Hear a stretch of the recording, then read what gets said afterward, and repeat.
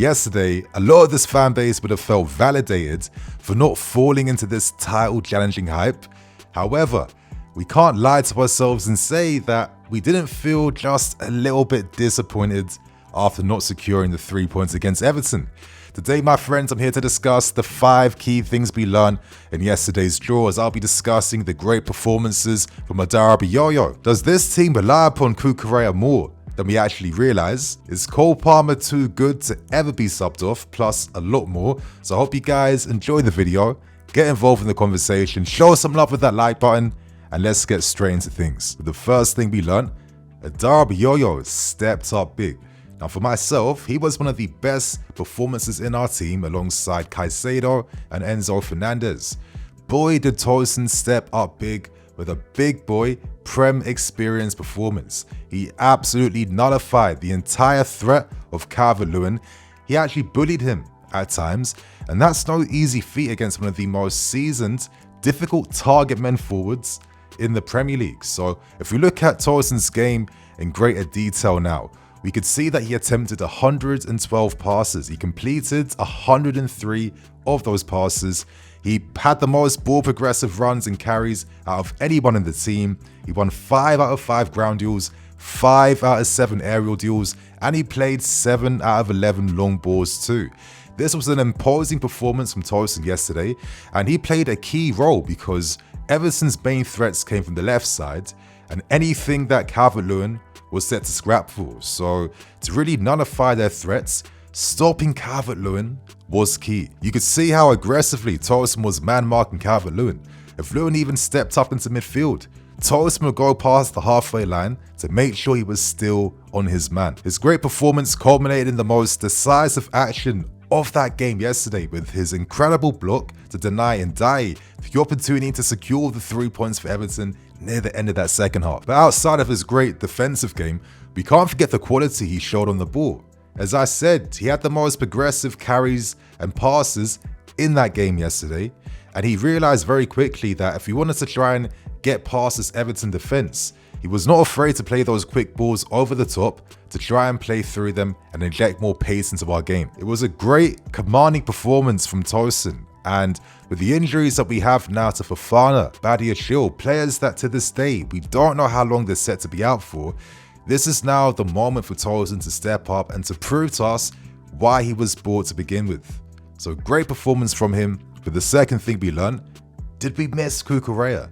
Now for the second consecutive game against Merseyside opposition, this was yet another game in which we did not have the services of Cucurella, and this was another game in which we never picked up 3 points. To begin with, I have to say credit to Everton.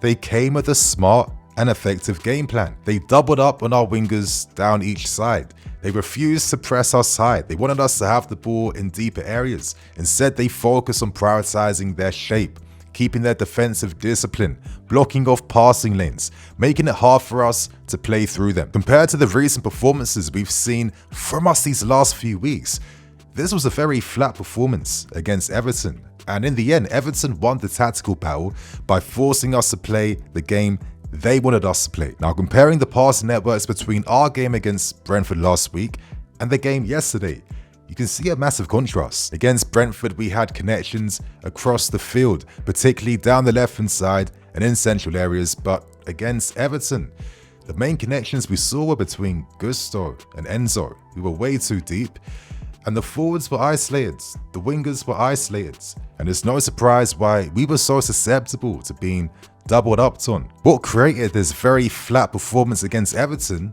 was the fact that we lacked any third man penetrating runs. We lacked those runs when it came to our ball progression, and we lacked those runs in behind Everton's defensive lines. This lack of third man runs in particular really hurt our wingers down each side, and what stopped the third man runs from coming was the fact that we didn't have an inverted fullback who could play that role well, and the wide centre backs showed a lack of willingness to engage past the halfway line. We saw this yesterday with Sancho and Malo Gusto. Gusto is not Cucurella. He was not in sync with the needs that Sancho needed when it came to the timing of the overlap out wide and the underlap inside. We saw this with the Sassy. Even though he defended very well out wide, he must be commended for that. There was a reluctance for himself to engage past that halfway line. He was never that underlapping receiver for Neto or the overlap option that was needed at times. So when you now compare this to our average positioning and passing networks against Brentford, as I reiterate, the average positions show just how many players were on that halfway line or behind it. And compared against Brentford, it was just literally night and day. And this ultimately meant that Everton's defensive shape was never going to be penetrated. So the question ultimately goes back to, did we miss Cucurella? And the resounding answer is yes. Hell yes. Currently, he is the best inverted option we have in a system that relies upon having an inverted fullback. Now, there's still question marks on everyone else. In theory, Reece can do it, but he's never available. Question marks still surround Malo Gusto, who's more comfortable playing the wide centre-back role compared to inverting. Question marks also remain around Renato Vega. It was quite surprising for all of us that he never started the game against Everton yesterday, when on paper his introduction to step into midfield alongside Caicedo could have at least allowed Enzo Fernandez to make more penetrating runs in that final third. What does it say when Maresca doesn't have the confidence to trust Vega in a game that he should be tailor-made for? So, once Cucurella is not available, are there now question marks around the quality and depth of our options playing this inverted role? What separates Cucurella is his high game IQ. I constantly praise him for this. He's a pass and move player. He's always alert. He's always proactive. He's always engaging a step ahead of the opposition. His timing of his entries in the final third, whether he's underlapping or overlapping, they're superb. He's also comfortable receiving in a more advanced position in that half space when the team needs him to. And ultimately, the engine he possesses, it gives encouragement for Enzo Fernandez to be able to play more advanced and push further forward. So to end this point, there's some conversations to be had, or at least something for us to think about. Whenever we can't rely upon an excellent inverted option, should we be so reliant on using an inverted system as the season goes on? Could Maresca have to think about a potential plan B or even plan C? Now, this is a very small sample pool, I know that, but for the second game in a row that we have not had Cucurella in the team, we've not got a positive result. So my friends, are we too reliant on an inverted system? Let us know below. The third thing we learned, is Cole Palmer too good to ever be subbed off? It was a very interesting conversation within the fan base after that game. Yesterday, we saw the colds in Cole Palmer as he looked like he was freezing on that field against Everton. Saying this though, he still completed 3 out of 4 dribbles, 3 key passes, 1 big chance made which Nico Jackson could have done a lot better with. But to be honest, he was weak when it came to dead ball situations. Very poor hitting his first man, and he only completed 1 out of 7 crosses. Palmer was flat, but why don't we examine his performance a bit deeper? And I think one thing we noticed is that he just was not on the ball enough. Now yes, his touches were quite high, but in terms of actually being able to pass the ball, he attempted half the passes against Everton that he got compared to Brentford. Looking at the pass networks, it shows how isolated Cole Palmer was. Whenever Nico Jackson was tasked with dropping deeper, playing the false 9 role, naturally Cole Palmer has to fill in the spaces that's being vacated by Nicholas Jackson. It was a game for Cole Palmer where it was more his off-the-ball threat compared to his on-the-ball threat that was going to get us back into the game. But then you think to yourself, you need to have that balance in Palmer's game. I get it, as a fan base in games like this, expectations raise around your key players, your star players. Can they make something happen from nothing? But my question is, when Cole Palmer lacked connected presence around himself, what exactly could he necessarily do against his very disciplined and very hard-working Everton shape? For myself, he was more a victim of our approach against Everton compared to even actually stinking the pitch up. Now I get it, question marks will remain around why was Joao Felix not turned to? Considering we paid nearly 50 million to bring him into our squad, was he not bought for games like this to be that maverick, to bring that unpredictable factor, that X factor, to make something happen from nothing? What does it say if Enzo Maresca feels like he couldn't turn towards Joao Felix? I get the other side too, Nini. We're stacked with 10s. If Cole Palmer isn't at his optimum best, irrespective of the system not helping him, should you not still try Nkunku or Felix there? I'm hearing you guys, I get it. But if you had to ask me, would I ever sub off Cole Palmer? The answer is simply no, because as I've been saying for a very long time throughout 2024, the genius from Palmer doesn't come from how often he has to be on the ball in the game to affect how the game ends up. There's been so many key assists or late winners or penalties he scored near the end to ever risk losing out on that quality in case opportunities like that pop up in the game. If anything, for myself, when you see a performance like this from Cole Palmer, it speaks more volumes about how the team approach a game compared to what Palmer actually offered in it. And yesterday, the respect we showed against Everton denied Palmer the connected presence and players around him to ultimately cause that damage and danger against Everton. So, you guys, how do you feel about this conversation? I get it. Is anyone ever too good to never be subbed off? Does that send a potential wrong message? It's a big one. So, share your thoughts again in the comments below. For the fourth thing we learned, let's talk about Maresca's perspective after that game. Now, I hope you guys catch my latest news video where I went into more detail to discuss Maresca's post-match comments after that draw. But is he right to see the bigger picture behind yesterday's performance? Because for a lot of us, as I said, people feel like we aren't in a title challenge or a title race, but a lot of us felt kind of hurt that we weren't able to actually get something more positive from that game. Respect to Everton, yesterday was the 7th clean sheet they've kept throughout this season. One of the best stats in the whole of Europe right now. They're unbeaten in the last 3 games, and in our last 6 fixtures at Goodison Park, we've lost 5 out of 6. We have no Cucurella. We're missing out on stronger options in defense too. Was Maresca right to approach the game in the manner he set the team out in? I have to very, very reluctantly say yes, I understand why Maresca did what he did. As I'm stressing, hear me out, it's begrudging. It's very reluctant that I'm accepting this. The reluctance comes from the fact that it feels like Maresca was more content to pick up a draw yesterday compared to actually going for the 3 points. I think this was reflected in his game management, where there was no instant changes for the start of the second half. It was reflected by the fact that he made substitutions around the 70th to 75th minute that were like-for-like subs, not really introducing any new way for us to find solutions against Everton. He didn't want to take risks using players who have shown great form in the Conference League, notably Renato Vega and Mark Yu.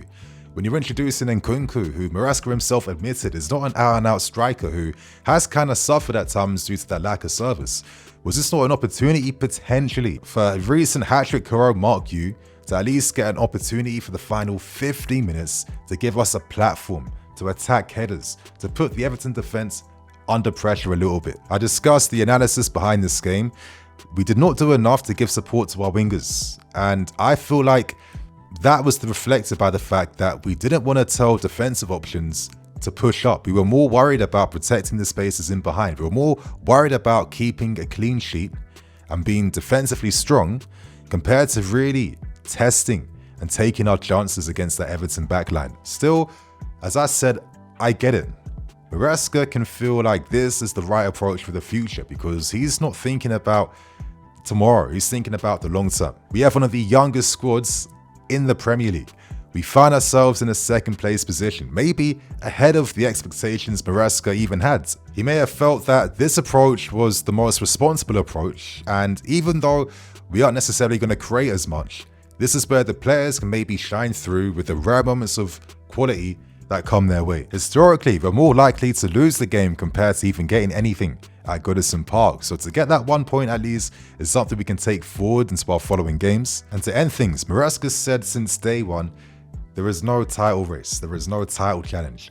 We only care about getting the 3 points. But it seems like yesterday 1 point was enough for Enzo Maresca. And for the final thing we've learned, yet again throughout this season, Robert Sanchez comes up strong. Now I feel like December's been a very, very nice month for Robert Sanchez, and this was a tough game for him because this was going to be one of those games where his concentration was going to be highlighted. You're not going to get tested often by Everton. They weren't going to come out to really put pressure on our goal. So in the moments that Everton tested us, only 5 shots from them, Robert Sanchez made 4 saves. He made 2 high claims, and he made one of the most decisive saves of that game against Everton. Is it time that we should be a bit fair on Sanchez? Are we seeing development an improvement in this keeper. For me, it's very safe to say that he might be the best goalkeeper in Europe when it comes to aerial claims. He single-handedly just improved our ability to defend set pieces. But another notable improvement in his game has been his shot stopping. He's less susceptible to being hit near the near post now.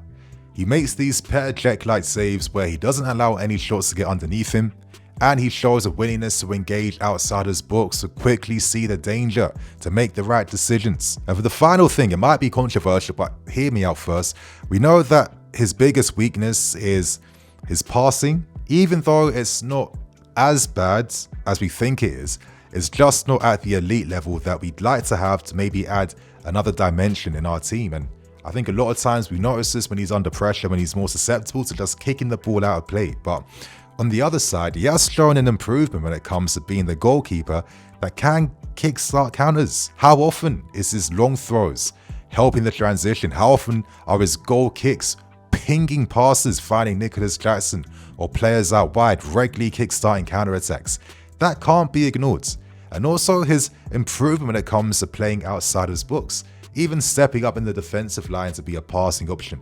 It can get better in those areas, but we shouldn't just focus solely on one part of the sweeper keeper role, but also forgetting all the other important parts. So I say this again, are we now finally seeing a real strong development and improvement in Robert Sanchez?